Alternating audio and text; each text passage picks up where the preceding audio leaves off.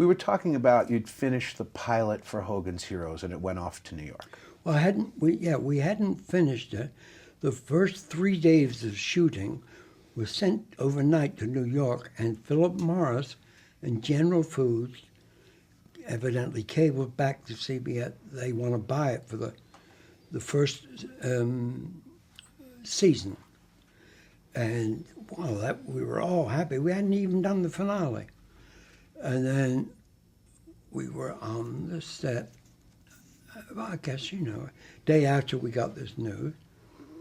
And suddenly Mike Dan appeared, he was a big wig at CBS, very nice man, very, very good at making suggestions, and, that would make him unpopular with artists because he's saying we don't need the maid.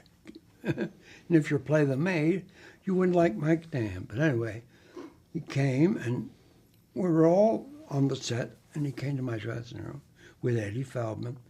He said, "We're very pleased. You've heard who want to buy it. Very pleased." I said, "Oh, good, I'm glad." And he said, "The only thing, no one can understand you." And I said, "I don't understand that. When I do that, we often have to do it again because people will laugh. I mean, I wouldn't do it deliberately if I thought no one could understand. Otherwise, write me out of the thing." He said, no, but where's it from?" I said, "Liverpool, Dan. They all talk like that." He said, "Why do they talk like that?" I said, "We don't know. We don't care, you see. We don't ask you how you talk." And he said, "No, truly, you pick somebody else, another dialect. We just can't do that." I said, "Well," so I went around a Scot and a couple. And most films with an English person in American films, to them, was the Cockney, "Get me to the church on time." So I said to Eddie, "I can do a Cockney for you." He said, "Are they sort of naughty people? Do they pick pockets?" They started it. Are you kidding me? So I'll do that. And I became Newkirk. Everything was fine. We went on the air, and we had quite a lot of controversy. Stan Freberg did our commercials. "If you loved World War II, you will love Hogan's Heroes." And lots of people were cross with us for the wrong reason. We had Jews in the show. Robert Clary came from Dachau. And he wouldn't do something that was making light of our country. This was a POW camp, So the moment that people saw it, that all fell out. But Newkirk went out as a Cockney. And we're in New York, and a couple of things we're nominated for. And somebody said to me, "Do you want to go to the movies tonight?" And I said, "I don't know." He said, "Oh, there's a great thing from England you'd like." I said, "Oh," well, it was called the Classic, a little art house. And we went there in a cab, and I'm not kidding, maybe 20 blocks, the line. So when we saw it, we knew we'd never get in. In line, never saw anything like it. And it said, "Hard Day's Night." It's the Beatles, So the next day I saw Mike Dan. I said, "If you have a moment, if you like a little trivia, there's a movie playing uptown where they used remember the accent nobody could understand?" He said, "Oh, yeah, the louse thing?" I said, "Scouse, yeah." I said, "There's a 20-block line." He said, "For what?" I said, "They're called the Beatles." "And they talk like you did in the pilot?" I said, "Yes, that's exactly like." started talking, hello, John, up your lazy river, you know they're all. And he laughed and he said, I would have bet money. I would have bet money they wouldn't have understood it. So I lost that part, and they went on to become millionaires. Now, where's the justice? Did you play the Hogan part with the Liverpool accent or Newkirk? Oh, no.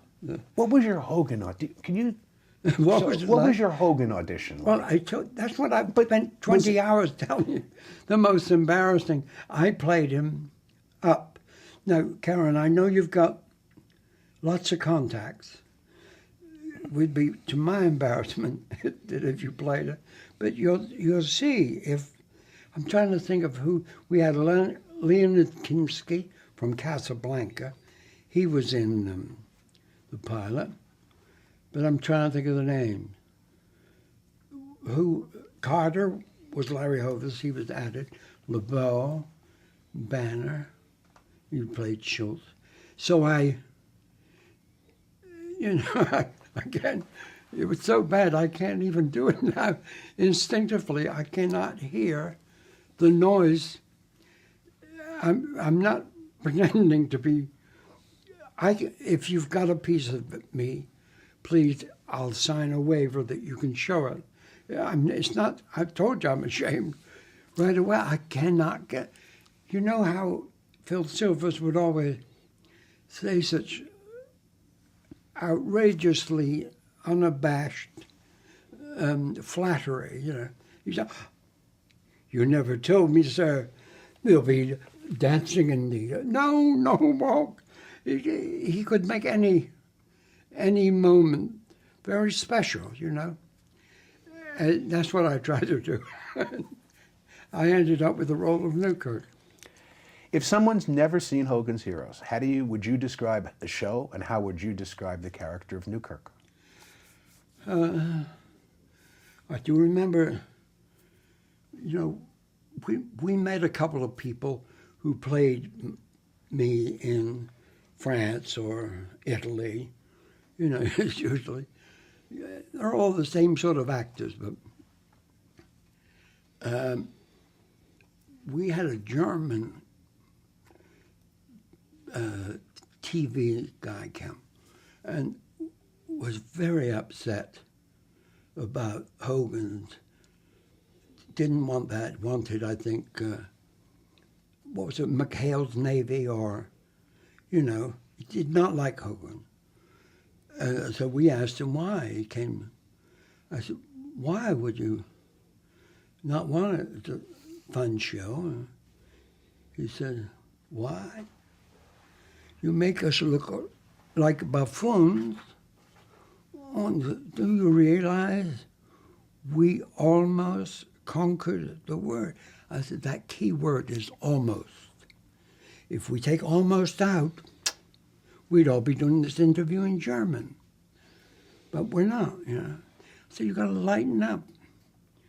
It just shows you as buffoons. It doesn't show you murderers. And, well, it went on the air and did very, very well. I get mail from Germany. Most of it starts off, "Dear sir, the world will be a better place without you and your kind. Prepare to meet thy doom." But that's the way it is.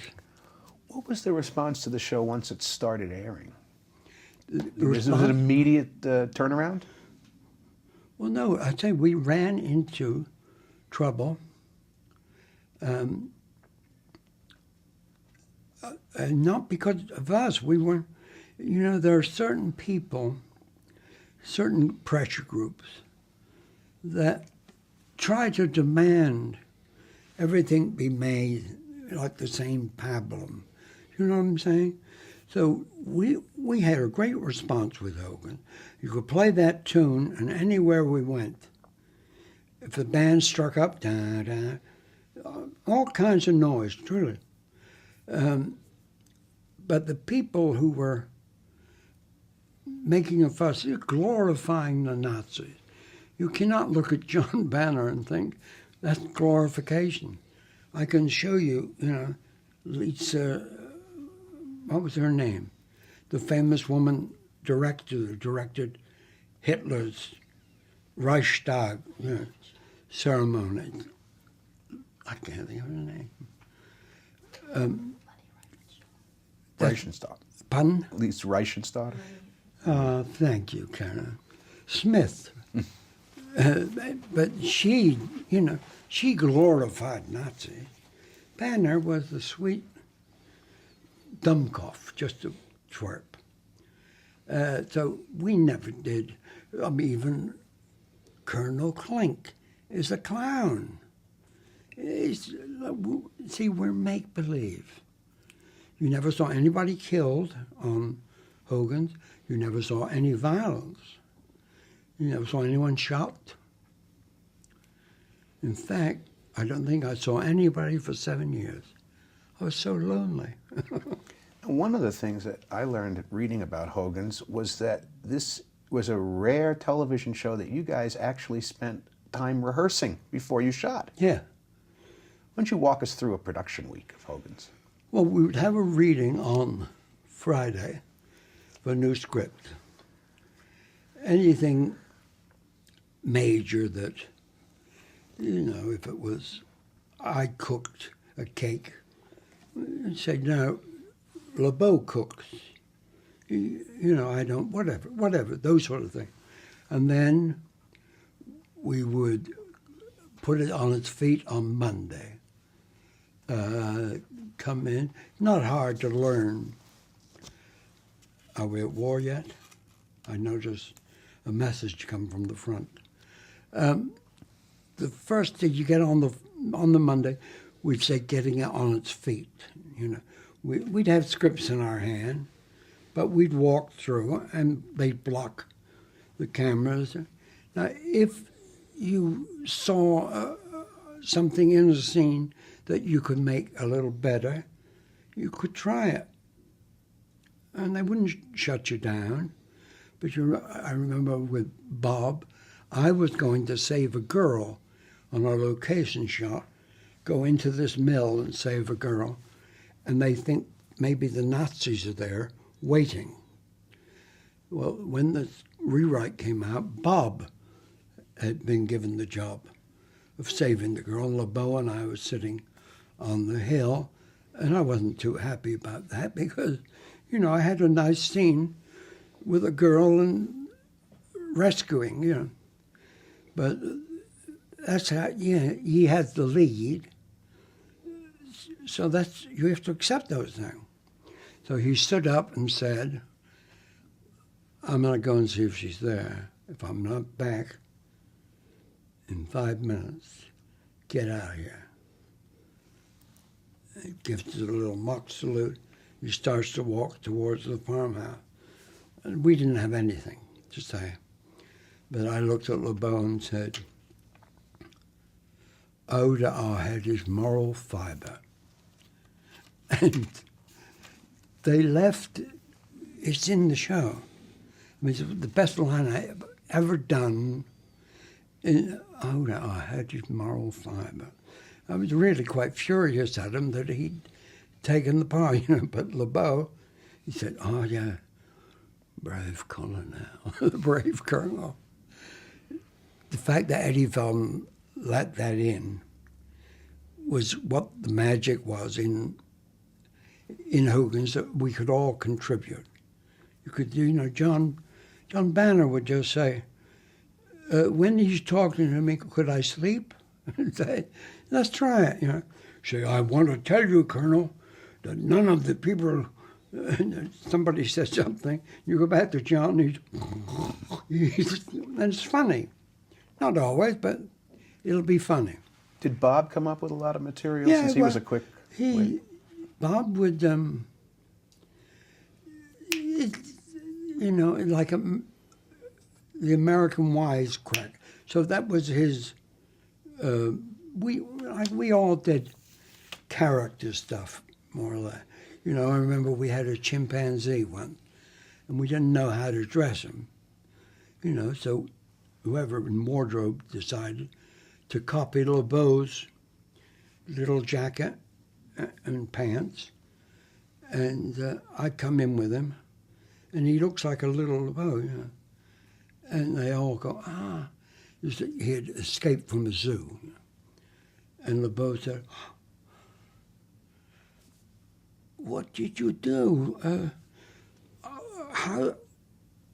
What have you done with my clothes? I said, all I had to do was lengthen his trousers. Robert comes to me about a week later. He said, were you saying that the gorilla was taller than me? I said, no, you can cut it out if you like. It's just a funny thought that you would lengthen the trousers and he looked more like a bow. So we played those camp little game, but we're never bad. Larry Hovers hated the name. Oh, I've just gone blank. Peter hated it. And had a dear John letter from his girl. And when I read it on the tape, I said, my beloved Peter. And he'd always, whatever name they would give him, he'd always, dear Carter, always say Carter, you know. So I say, my beloved Peter, I would always love you, but I found somebody else. And he's down in the dumps, said he. And so he said to me, oh, truly, it must have been 6 months later, any name that you don't like? I said, I can't not think what I said, but I said something like, I wouldn't like Charles. He said, oh. The next day, I had to turn and say, no, Kirk, get it. And you say, Charles.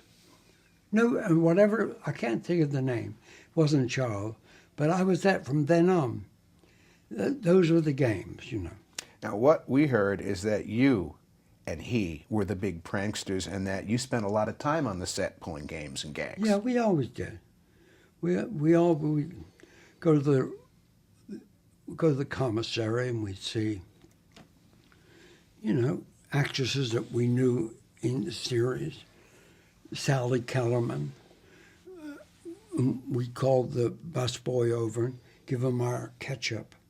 Say, it's Miss Kellerman with our compliments.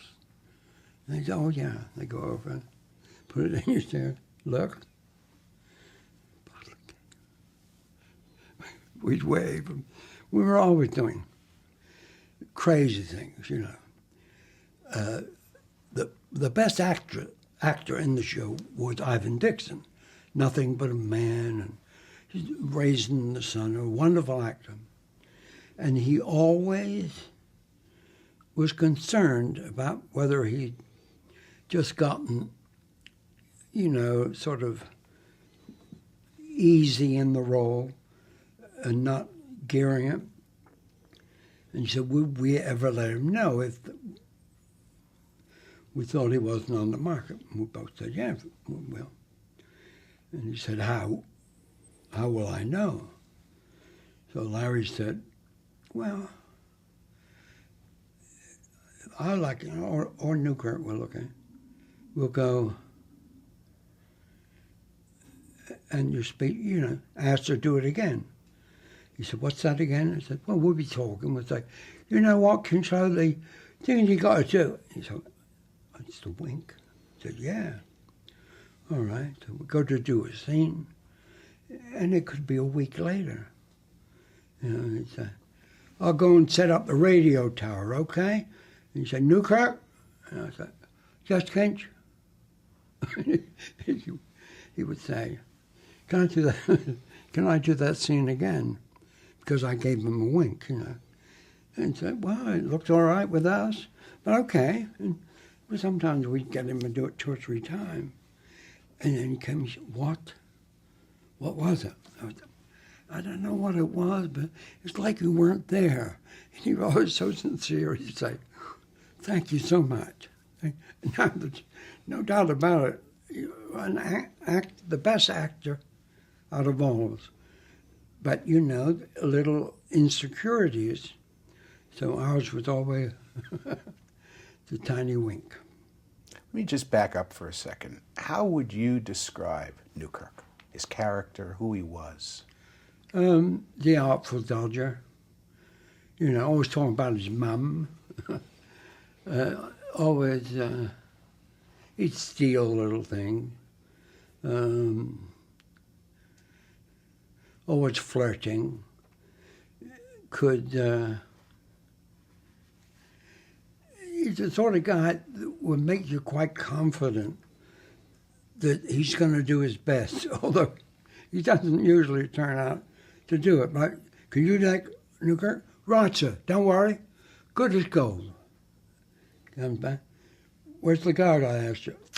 Oh, story of my life. You know, he was always wanting to do better, but he never really did. What if Colin M is in Newkirk? Pardon? What if Colin M is in Newkirk? I mean, you grew up during World War II. What did you bring to the part? Well, just the fact that I was alive. I mean, I could have been killed in an air raid. That alone should get me a tip of the hat. Now, what did I bring? I don't know, because I was never in the service. Although I loved Americans. D-Day went from where I was born. And they were all in their vehicles for days. Every street lined up with Americans going to go over. And they gave us things like malted milk tablets. They gave me a banana once. I'd never seen one.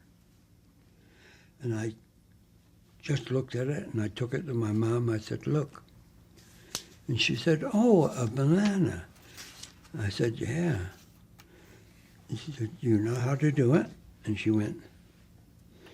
And I thought Americans had invented this skin to go over bananas. I said, oh, I love the American. You were saying? Well, there are a couple of more questions about Hogan's Heroes that I really wanted. One of the things was, where was it filmed? Oh, Desilu here, and Ince Road, which is near MGM. In Culver City. Culver City. We filmed where they did the huge Atlanta scene in, is it Gone with the Wind? Yeah, when they burnt down Atlanta. That was where we filmed the location. Also, Andy Griffith. It was called 40 Acres or something? 40 Acres. Well done. Yeah. But your sets, I wanted to find, your set was next to some other very familiar television sets. Did the casts ever? Yeah, there was Gomer, Andy Griffith. Ken Berry had a show. I remember, and we'd see them, but see, they'd do location on days we weren't, because there'd be German tanks going by, and Mayberry, you know, slightly different. We would see each other more at Desilu. That girl was made, I think, 2 studios up from us. We'd see Marlon, Ted Bessel, I think his name was. That girl? Yeah. Then Danny Arnold did When Was in Thurber, My Life and Welcome to It. My World and Welcome to It. That was done there. That was always great. You could always see people in the commissary, you know, which is, when you're little, you see this thing. But you go to an American theatrical commissary, there are Indian, you know, Turks, rabbis. There are all kinds of people, and they're all just eating, talking. And it's on, what do you want? Oh, I'm doing a gun smoke. And then, let me think. Oh, Twilight Zone. He's an Indian here. I mean, that's kind of magic. Do you have any favorite episodes that come to mind of Hogan's Heroes, out of all of them? We had one where we had some money, and I put it in the stove to hide it from Schultz, and I can't think what the show was, but anyway, Schultz lit the fire, and all this money got burnt up. And I remember saying, "Stole my life, Colonel. I never could hang on to money." I don't know what that show was, but I like that show. It's kind of hard, you know. I can look at the DVD, which are, you know, they're amazing. I cannot believe what technology has done. When you saw Hogan's on a kinescope, it looked like you were looking at it through a veil. You know? Now you can see every button gleaming. So I see those shows, but there's so many memories, you know. And I don't do this as a disclaimer, but, you know, I had a stroke about 3 or 4 years ago, and it affects different people, you know, and I know, like Dick Clark is very bad, Kirk Douglas. I was very blessed because although I had a major stroke, I managed to get over it. But your memory is like a big Rolodex. And when you have a stroke, you don't lose it, but it all gets mixed up. So I'll be here like we were talking earlier on in this, and I brought something I'd have to watch this interview to see what it was. But I hadn't thought about it for 40-something years. You know, so the fun of this for me is that I'm re-investigating lots of that stuff. But there are things like the show I did for Bob Barker. I can't tell you what the name of it was. I can't think of a Hogan's that's my favorite. I know one, we had a hot air balloon, and I know one, we had a pilot come in and take off out of the camp, and he really did.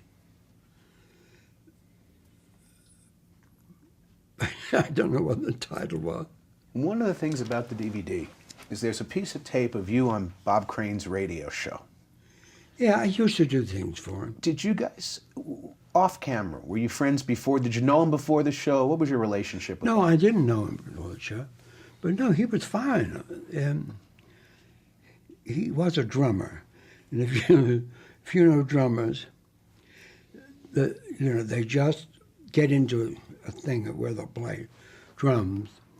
And if you're not a drummer, there are some days when you're not concentrating that much on me. It's like, will you do me a favor? Don't drum. I don't want to be trying to learn my lines and hear da da da da da da da. It's not him though. It's all drummers. I've never met a drummer who are. They seem. And he had a drum kit on the set. Well, he'd bring a little thing out, a little snare. He had a big set in his dressing room. And he was not obnoxious at all. We had laughs. I mean, he stood on that patio with his wife, Ann, and his kids were in the pool. They came up for one of my boys' birthday. But he was not he never went with the guys. But no, neither did I. But truly, Robert Clary, who I love dearly, has had lunch every Thursday, I think for 30-something years, with the same people. That's what he does. I don't want someone to book up my Thursdays. Can we touch briefly, again, this is to put it in perspective for a more current audience. There was a movie that came out, Autofocus. Did you see it? And can you comment at all about I did not see it. My wife saw it. My son saw it. Paul Schrader, who I think is a good taxi driver, I like. But I didn't see it. But I saw somebody who... Now, I want to impress you that I haven't seen it. So if I tell you on my daughter's life. And I have it in my room. I have no desire to see it. The young man they accused of, and, who was found not guilty, John Carpenter, was one of my very best friends. And his whole life was ruined. They waited, I think, about a year after, and then they took him out, put him in L.A. jail, and took him to Phoenix. And his whole life was gone. And he's found not guilty. And the policeman that arrested him still will go on shows and say, oh, yes, I'm sure he did it. And I see like 13 terrible murders. I don't care what they say about me. John was found not guilty. Don't. He's got a wife, his widow. Don't keep saying the one they think who did it, but got away with murder. That to me is so wrong. What made? That's the other vocal. I wonder why I was so irate. So were you in touch with John through the years? Yeah. So this really... He was my pal. I brought him, he worked for Sony. And I went down one day with a tape recorder or something that didn't work. I went to Sony, and he was customer service. And he said, oh, I'll do it for you, And he did it, and he delivered it to me. So I invited him on the show to come watch us film. And then all of our guys, anybody who had anything with Sony, if John could help him, he would. He did it for Bob. I know he did it for Werner. He was I've never saw him angry in my life. He babysat my children many times. He was a decent guy. And I think, I don't know who played him, like, was it Greg Kinnear or somebody? And I thought, if you're going to do that film, then show what happened. What's the ending? Don't tell me, mysteries are still over. Ooh, I don't want unsolved mystery things. That always makes me sad. Anyone who happens to get involved in the legal system, innocently, get their lives changed, and then get it to a point when you're cleared, and still there's people on the air, oh, well, I think he got away with murder. Well, then either prove it or go to jail for 3 years. I mean, because you destroy character, I didn't want this to turn into one of my religious lectures. No, I just think that we all walk, all of us, without knowing where tomorrow is. And anything can happen, What if, I don't want this to come true, but what if, as you've all left, I take 3 steps and fall down dead? They hit my nose, blood on the carpet. Suddenly your lives are going to be booked up for quite a while. Nothing you did. Well, was he happy when we want to see all the tape? And why were you sitting there all the time when, no, we just filmed a segment. We never saw him fall down, or we'd have called an ambulance. You understand? Well, if I get another life and come back, I'll be like Clarence Darrow. Nothing gaudy. What do you think is the legacy of Hogan's? Legacy? The legacy. Reruns. I mean, legacy is... I don't mean to put television down, because I love television. I don't think there's a legacy to a particular genre, you know. I love seeing Oscar Levant videos. When I first came here, he was on Channel 11. I love Jack Benny. That legacy is laughter. But,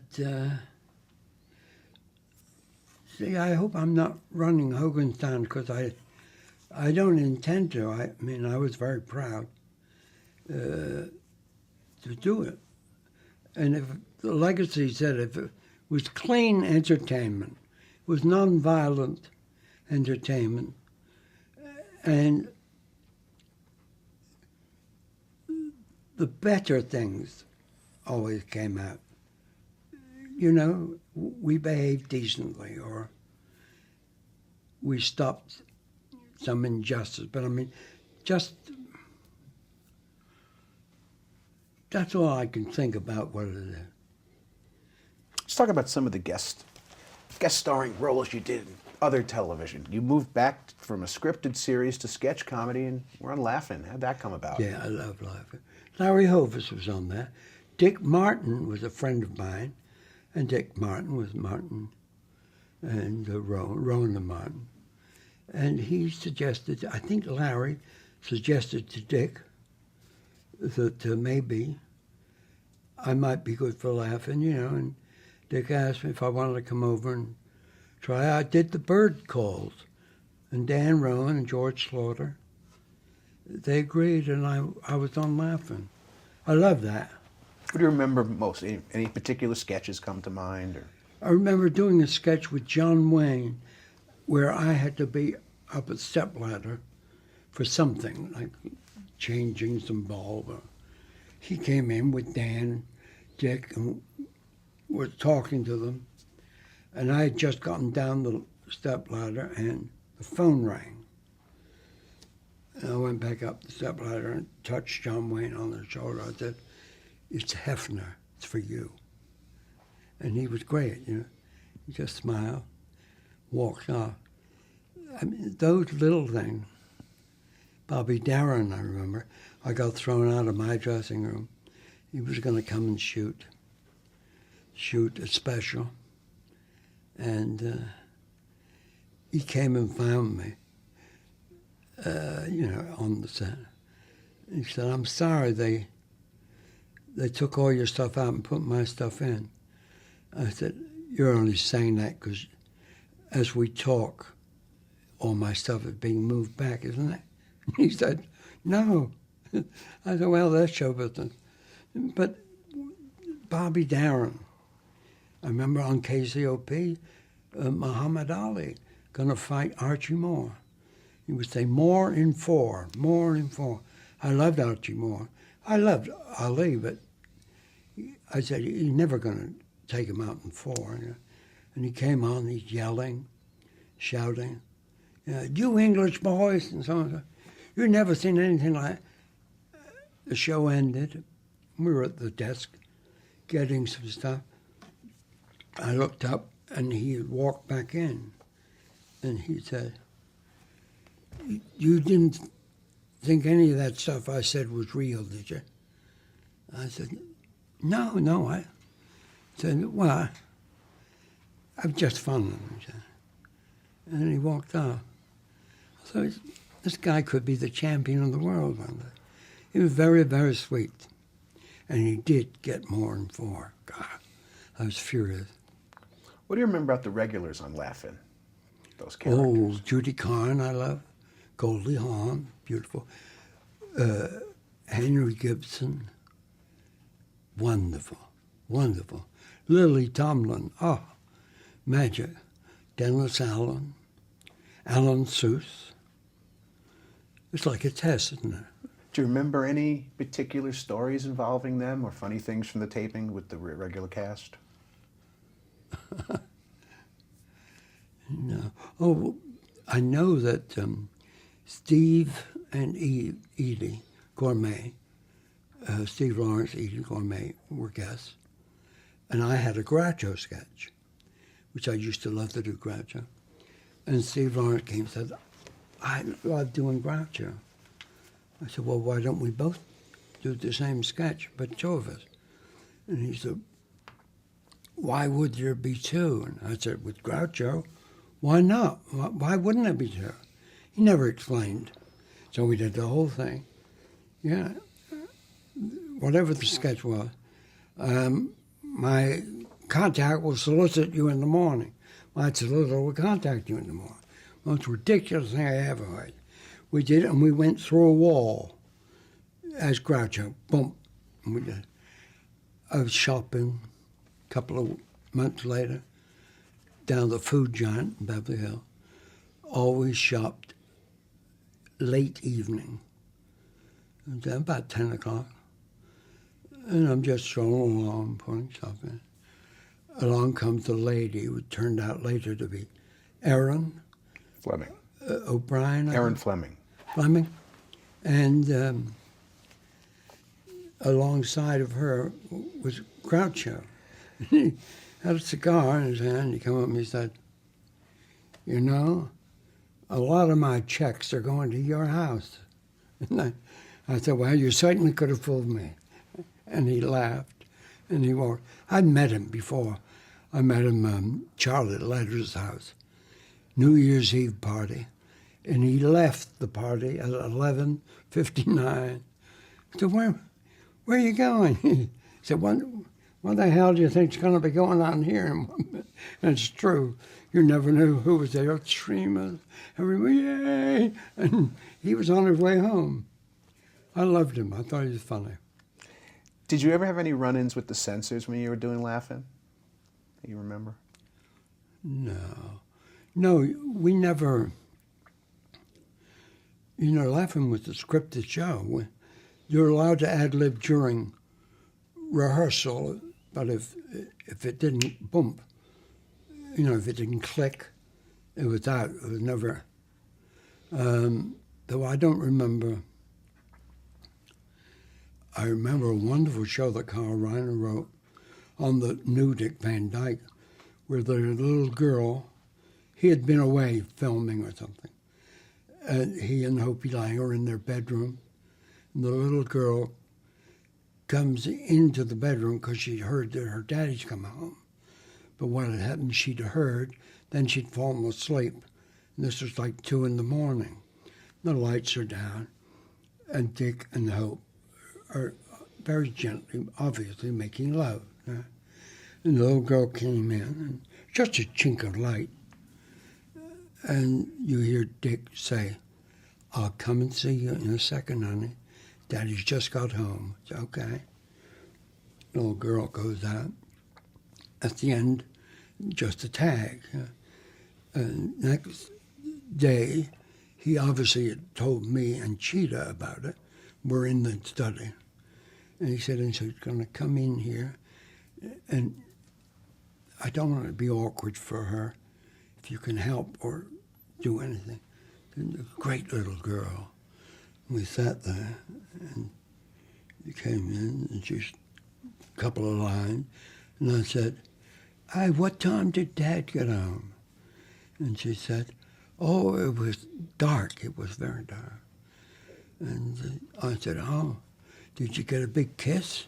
And she said, yeah, Daddy gave me a big kiss. So there was this long pause again. And I said, well, Dad wanted to make sure, you know, that you weren't frightened because it was dark. And she said, no. So Dick, you see me, and you go, you know, he just steps out by the library. And then she looks at me and then looks at Cheetah, and she said, I saw Mommy and Daddy hugging.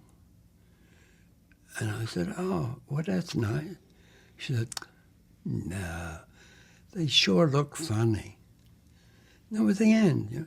But look, I got goosebumps from that right now, because it is such a sweet child, like, you know, feeling. Doesn't look and say, oh, sex. They look funny. And CBS wouldn't show it. They wouldn't show the show.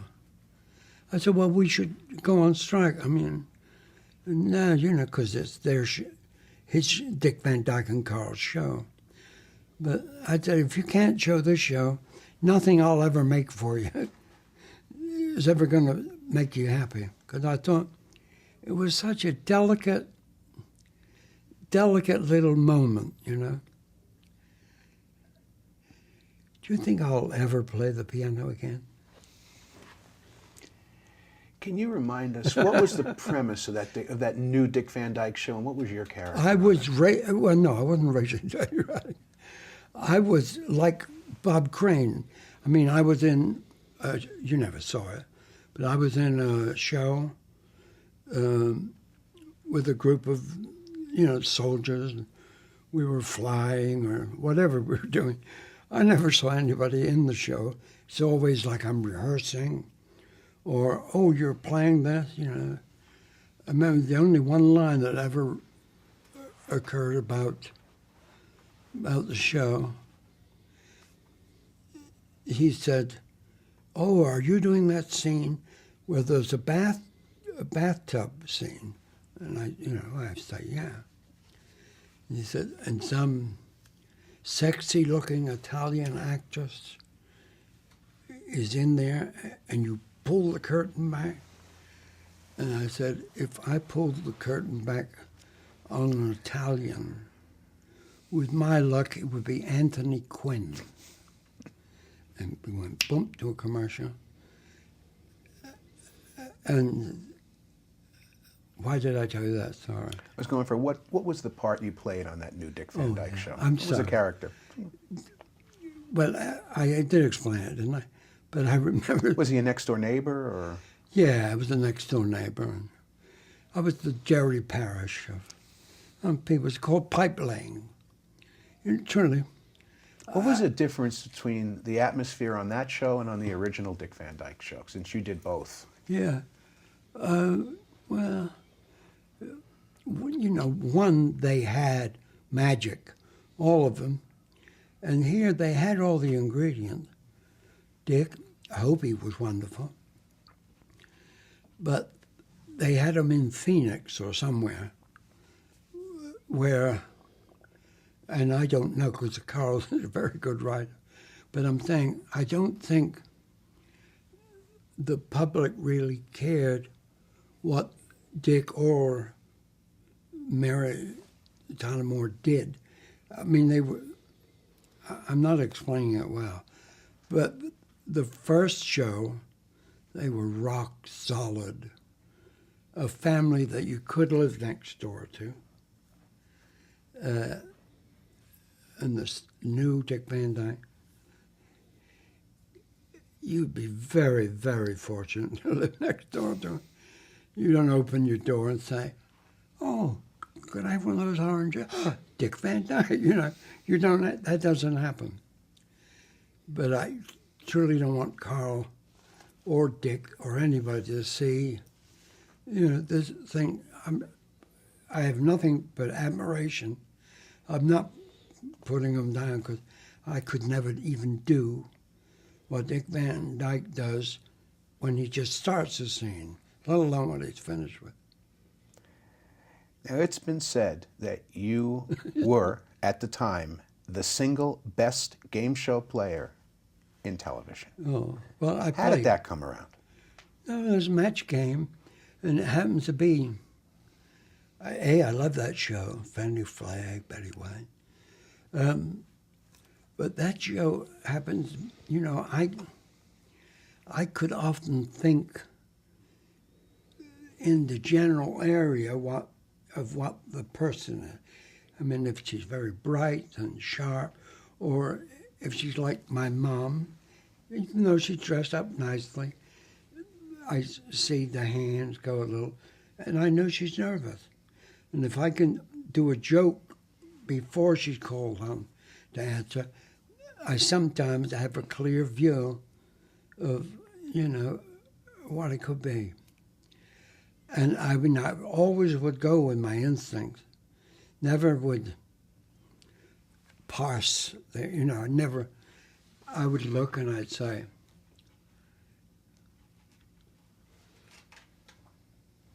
I'll give you an example where I did not. I mean, to this day, it's the worst answer I ever gave on Match Game. I mean, you'll all say this with me. I won't say it, but you will. Adolf? Adolf who? No. Match Game. Yeah. Adolf, what would you say? What would you write down? Oh, I would write down Adolf Grubendorfer. Oh. Hitler. Don't get two. What would you do, Karen? Hitler. Gentlemen, you're very, very quiet. Same thing. Hitler, right? Obviously, Adolf Hitler. Adolf, I'm not kidding, Mongeau. Now, why did I say Adolf Mongeau? I had seen Paths of Glory the night before, and I love Adolf Mongeau, and it's a great film by Stanley Kubrick.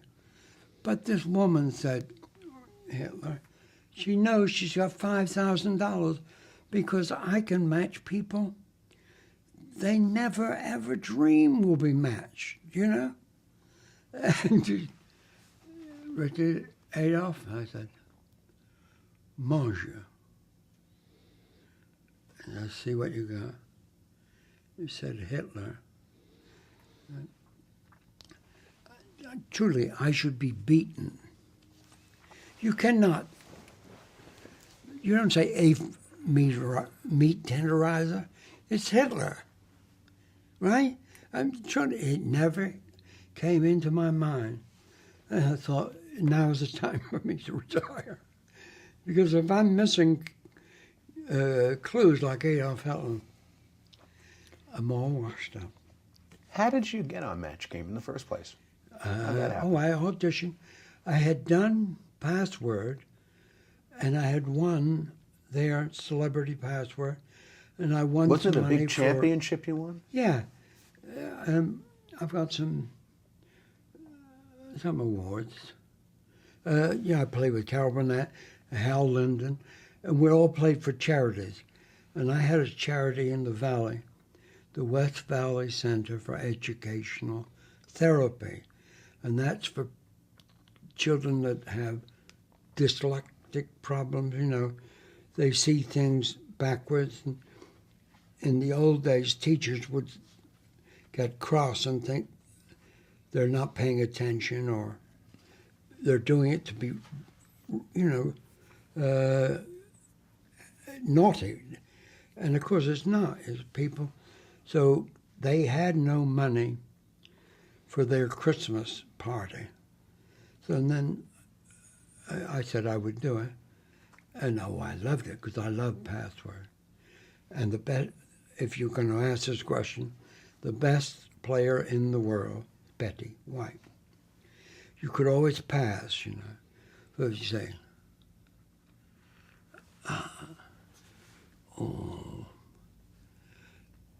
moonrise, that's kind of hard. I'll pass. And she'd say, sunrise? Moonrise. I said, ding, ding.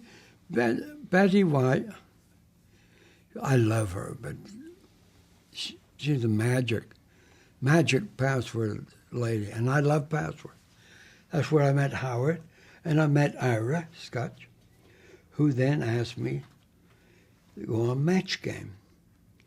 And that became, I did it, I think, for 10 or 11 years. Was that show scripted at all? No.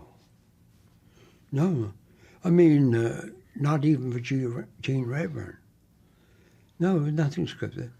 We sit down, they'd read the question. Towards the end of that show, I got a little disenchanted, but they started to write a little smutty, a little off-color questions, which I didn't like at all. And I said to Ira, you got people watching this with their kids. What do you want, you know? He was so close to the nude ladies blank. He almost felt, I don't want to hear ass or vagina or Truly, you don't have to be. And he got very upset after it. And he said, maybe if the questions aren't suitable for you, you should find another show. I said, you got a deal. We put that in writing, play. When I was on those shows, I'd get offers I did Monty Hall, Masquerade Party. Lots of people offering me games, and I got Feud, How did Feud come about? Feud, I had a deal with Mark Goodson that the next pilot that they went to, whatever it was, they would have to offer me. So you wanted to be a host? Well, I wanted something better than, say, to be one of 6 people on a panel. It may be great, but I don't want my epitaph to say the second lower left. And they go, oh yeah, oh there. I don't want that. And I like the magic of Feud, and truly there is magic. I had 10 people. Nobody had done that. Nobody. I mean, they may do it on special where they script, but I had 10. They were either great for me, but they could be a bomb, and you mustn't get near those people because you got to keep this thing going. And I happen to have in me, I really want them to win. I made never any doubt at CBS or Goodson said to me, we can't all win, said Mark. If we all win, nobody would watch. I said, okay, let's all win then. I mean, don't tell me you all win. You've got a house on Park Lane, your own airplane, and I love Mark Goodson, a classy man, and knew his job. But don't tell me that it's okay. I know what's okay. If I have 5 people right here, and I can guarantee them $250 each for just a day, that's magic to them. Now, what would $1,000 do? To us, $5,000, not much. But let me give these people a chance to get it. I love that. I was talking to Gretchen, I think it was yesterday, and we don't often talk about it, but I remember Howard. We had a question, and we had a black family with a very old gentleman and 4 nice young ladies who loved their granddad, Good family over here. The question for the black family was, name a course in an 8-course meal. There was soup and fish and salad. I get to the old gentleman, and he said, I knew I'd let my girls down. I said, no, listen, it's not that hard. I said, you eat, don't you? Because I do. You like food? He said, yeah. I said, name a food that you eat, and we'll find out what course that would be.